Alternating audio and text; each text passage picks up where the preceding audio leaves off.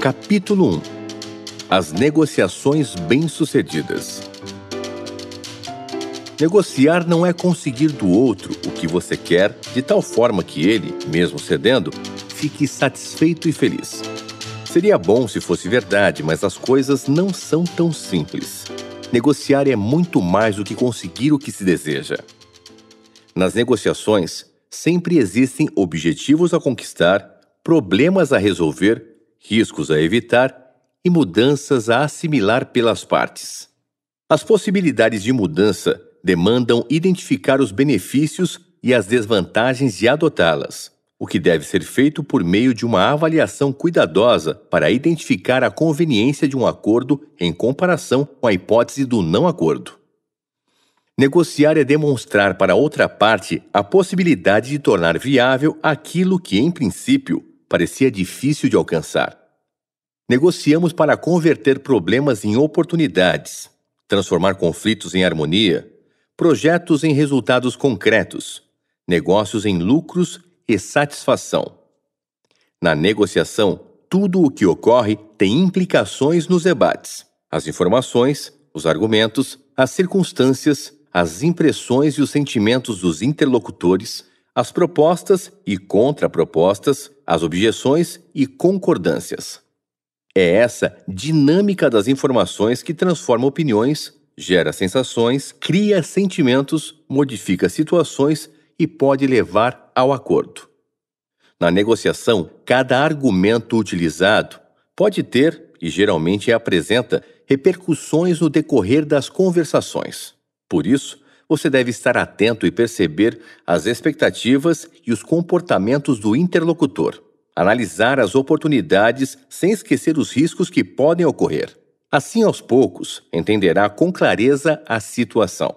Conhecendo as variáveis que intervêm no processo, pensará nas consequências de cada movimento que pode fazer. Vislumbrando como pode mobilizar-se com segurança nos debates, você imaginará como as coisas podem ficar no futuro se houver acordo. Como negociador, você quer evitar ser conduzido de uma forma que não deseja. Entretanto, quer influir nas decisões do outro. Por isso, durante as conversações, procure fazer escolhas considerando o que quer ganhar e o que é menos doloroso perder. Sempre se perde alguma coisa quando se negocia, porque as partes têm que flexibilizar e ceder em algum aspecto para que se aproximem do acordo. Por isso, nunca inicie uma negociação sem considerar oportunidades e riscos, ganhos e perdas, benefícios e custos. Portanto, planeje para atingir o seu objetivo e, durante o processo da negociação, não abra mão do que é essencial.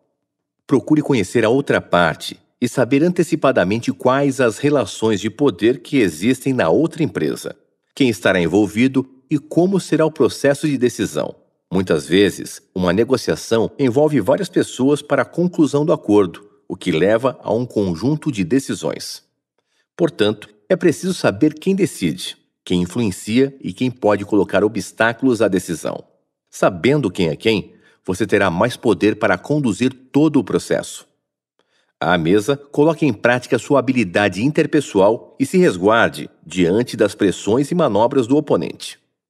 Foque sua atenção para perceber como a outra parte joga e, considerando as circunstâncias, vá adequando sua argumentação momento a momento, até chegar ao acordo. As partes sabem que, para chegarem ao acordo, terão que abrir mão de algo, fazendo concessões para conseguir o que querem. Por isso, elas usam argumentos que, ora, preservam suas posições, ora, pressionam o oponente, defendendo o que já conquistaram, evitando assim perder terreno para o outro lado. Essas pressões fazem parte do jogo. O bom negociador, sabendo disso, não se abala.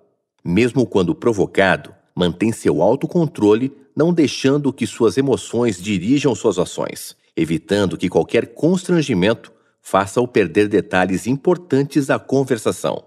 Neutralizando as pressões que possam prejudicá-lo, continua dialogando em direção aos objetivos, ao mesmo tempo em que zela pela qualidade da interação com o interlocutor. No processo de negociação, se um negociador inicia com medo de ser derrotado, ele será facilmente derrotado. Se estiver inseguro no primeiro contato, Sua insegurança poderá repercutir nas próximas reuniões, o que tornará mais difícil proteger seus interesses.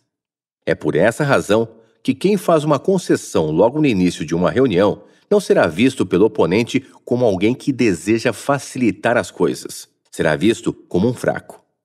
Se o objetivo for demonstrar boa vontade, a outra parte não interpretará isso como um sinal de boa vontade, mas sim de fraqueza. Em negociação, quanto mais generosidade o negociador demonstra, mais o outro o pressiona.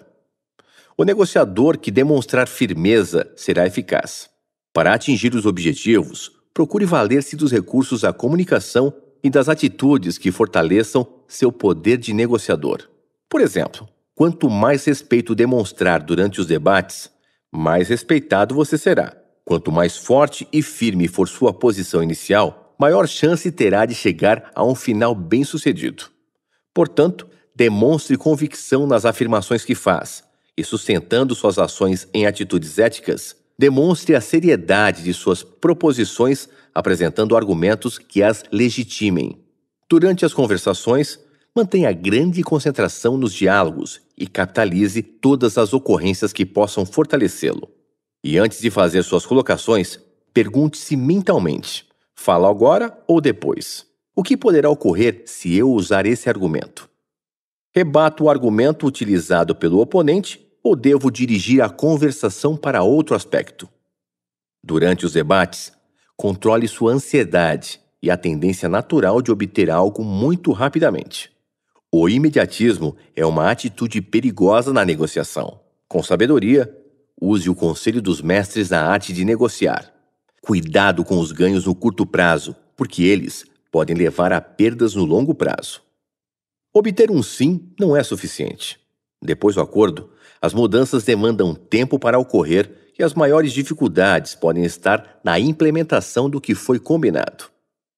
O diplomata norte-americano Henry Kissinger, hábil negociador internacional, referindo-se à continuidade do processo de uma negociação, afirmou: as mudanças negociadas somente terão início quando os negociadores passam a enxergar claramente a própria etapa.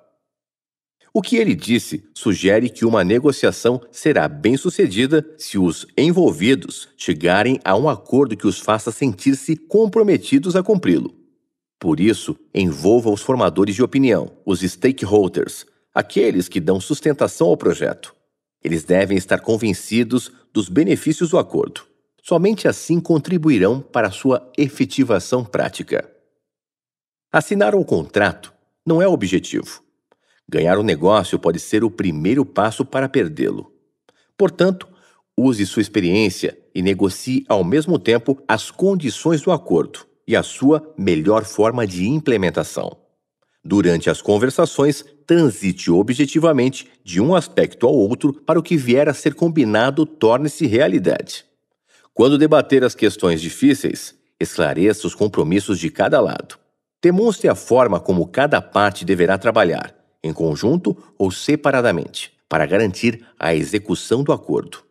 Com sutileza, sugira aos envolvidos que as reuniões e os debates são ótimas oportunidades para o compartilhamento das ideias e das lições que podem ser aprendidas enquanto negociam. Embora a assinatura do contrato pareça uma conquista, as ações somente acontecerão de fato após os negociadores deixarem a mesa.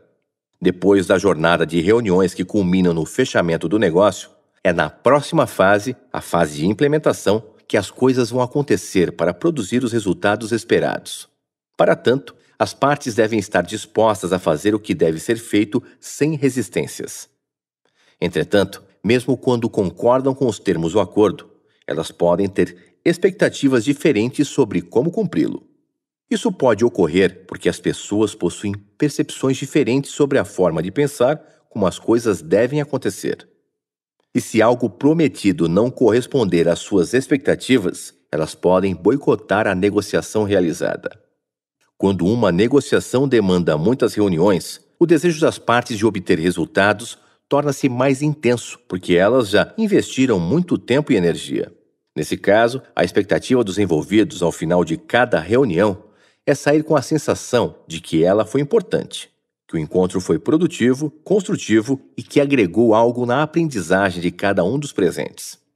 Por essa razão, conduza essas reuniões de tal forma que fique a impressão de ter havido um avanço e que se progrediu de alguma maneira em direção ao acordo.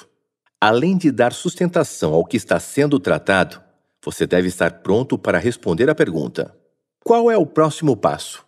Na negociação de alta complexidade, que envolve projetos de longa duração e investimentos e riscos elevados, é imprescindível estabelecer critérios de responsabilização e mecanismos de avaliação dos resultados. Esses critérios devem considerar prazos e cronogramas, qualidade e inovações, investimentos e garantias, interatividade e relacionamento, coordenação do projeto, serviços, auditorias, multas e incentivos. É mais conveniente criar incentivos do que penalidades. Uma joint venture pode envolver um relacionamento prolongado. Nesse caso, além dos critérios mencionados, demonstre para o futuro parceiro que está criando precedentes para que as partes possam trabalhar em conjunto nos desafios que enfrentarão no processo de parceria ou aliança das empresas. 2 hospitais situados em uma capital brasileira disputavam clientes do segmento classe média alta e também os melhores médicos da região em que atuavam. Quando um deles comunicava ao mercado ter adquirido o mais novo aparelho de diagnóstico por imagem, o outro, imediatamente, usava a mídia para comunicar seu ótimo corpo de médicos especializados. Enquanto um fazia propaganda da qualidade de suas modernas instalações e equipamentos de última geração, o outro falava da qualidade de seus serviços e do atendimento superior. Envolvidos em uma rixa predatória, seus dirigentes descobriram que estavam perdendo tempo, energia e dinheiro. O presidente de um dos hospitais resolveu procurar o outro para debater o assunto. Suas conversas resultaram em uma negociação para unir as empresas, que passaram a atuar no mercado como uma só organização. O sistema de governança corporativa, criado para administrar a aliança, elevou a eficácia das potencialidades do mercado. Além de ambas abandonarem a concorrência e as disputas, a parceria possibilitou a troca de know-how, tornou mais efetiva a comunicação de marketing, melhorou o atendimento e os serviços aos clientes, favoreceu o recrutamento de novos talentos médicos e maximizou a rentabilidade. O que começou com a ideia de uma joint venture, o tempo transformou em uma fusão das 2 empresas.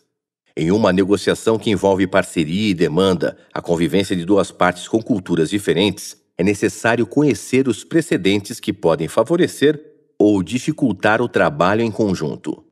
Procure descobrir se as pessoas estão otimistas e entusiasmadas, ou se apresentam resistências com o foco das questões negociadas. Identifique se elas estão em condições de interpretar corretamente as novas responsabilidades e pense no que fará para que elas atuem de maneira compatível com o escopo da nova estratégia do negócio. Crie condições para que as partes saibam lidar com os imprevistos que poderão surgir caso as circunstâncias mudem. Mudanças podem ocorrer na dinâmica do mercado, na economia, nas relações entre clientes e fornecedores, nas condições ambientais, na legislação, na relação com terceirizados e no relacionamento entre os parceiros. Para que haja segurança na execução do projeto, preveja e esclareça como as partes deverão encarar as situações que exijam uma reavaliação e até uma renegociação de partes do acordo. Por essas razões, no momento oportuno, pergunte à outra parte e esteja também em condições de responder às seguintes questões: como lidaremos com eventos não previstos? Como tomaremos decisões em situações de risco? Como trataremos situações de conflitos? Como devemos nos comunicar para superar impasses? As respostas a essas questões minimizam os riscos de uma debilitante relação nós-eles. Essas alternativas, se praticadas, fazem com que as partes unam seus esforços sem restrições, para encontrar caminhos que facilitem a convivência durante a existência do acordo. A boa implementação começa no planejamento. Ao planejar a negociação, prepare um design da reunião que leve em conta os objetivos das partes, os benefícios e riscos do negócio, as pessoas envolvidas, os entraves burocráticos, as possíveis repercussões do acordo e prepare também um esboço de como será o processo de implementação. Pense no que pode significar ganhos e o que representaria perdas para cada um dos lados, identificando o que a outra parte precisa e valoriza muito, e o que eu não preciso nem valorizo tanto. Raciocinando assim, você poderá imaginar alternativas que lhe permitam ceder em algo que não o prejudique, mas que seja útil e conveniente para o outro lado. Entretanto, tenha sempre em mente que, uma vez concluído o acordo, o grau de satisfação de cada lado estará na comparação entre o que se esperava e o que se recebeu. Portanto, para que a negociação seja bem-sucedida, você deverá demonstrar para o outro lado, por palavras e ações, o que o seu propósito é o de compatibilizar os objetivos mútuos. Com isso, você promoverá, além da boa interação, a qualidade e a continuidade do relacionamento.